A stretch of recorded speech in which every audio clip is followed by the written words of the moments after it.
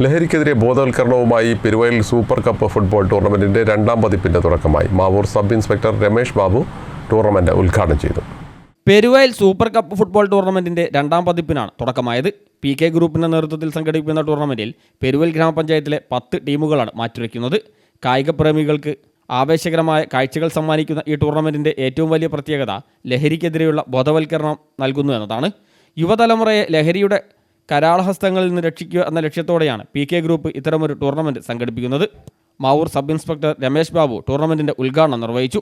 Block panchayat member Ravikumar Panoli അധ്യക്ഷനായി. പെരുവയൽ ഗ്രാമപഞ്ചായത്ത് member Unais Areekal, tournament convener Jayesh Ilavana, Shaju Punathil, PK group manager Nisar, Sudheer, PK Hameed, PK Shaheed, Sudheesh Puthiyadath, Saleem Karimbala തുടങ്ങിയവർ സംസാരിച്ചു.